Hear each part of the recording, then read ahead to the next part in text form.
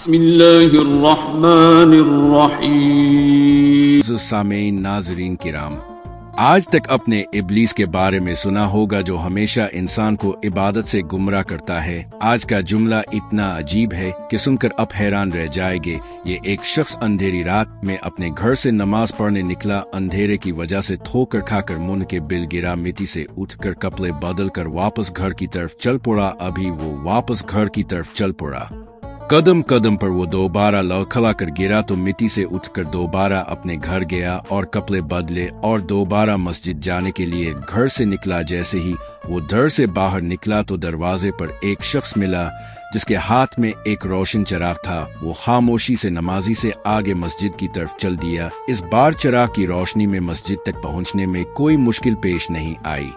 Career مسجد کے دروازے پر پہنچ کر چراغ والا شخص رک گیا۔ نمازی اسے چھوڑ کر مسجد میں داخل ہوا اور نماز پڑھنے لگا۔ نماز سے فارغ ہو کر مسجد سے باہر نکلا۔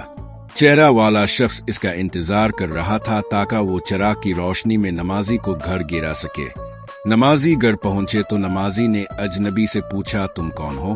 اجنبی نے کہا، سچ بتاؤ میں ابلیس ہوں۔ نمازی کی حالت خوفناک تھی۔ نمازی سوچنے لگا کہ ہوائی جہاز مجھے مسجد تک کیسے گرا سکتا ہے؟ اس کا کام لوگوں کو اکسانا ہے۔ تو بہت شکوک کے ساتھ اس نے پولیس سے پوچھا کہ اگر میری نماز چھوٹ جاتی تو تمہیں کچھ کرنا چاہیے تھا، پھر چراغ کی روشنی میں مجھے مسجد کے لے گئے۔ پولیس نے جواب دیا جسے سن کر وہ شخص بھی حیران رہ گیا اور اب سب بھی حیران رہ جائیں گے۔ ابلیس نے جواب دیا کہ جب آپ کو پہلی ضرب لگی تو اللہ تعالیٰ نے آپ کے تمام گناہ معاف کر دیے۔ سبحان اللہ، جب آپ کو دوسری ضرب لگی تو اللہ نے آپ کے پورے خاندان کو معاف کر دیا۔ مجھے مارا اور اگر میں مارنے کے بعد گر گیا تو اللہ سارے گاؤں کو تباہ نہ کرے، اس لیے میں ایک چراغ لایا ہوں تاکہ تم گرے بغیر مسجد تک پہنچ جاؤ۔ یہ سنتے ہی اس شخص نے اللہ سے دعا مانگنی شروع کر دی۔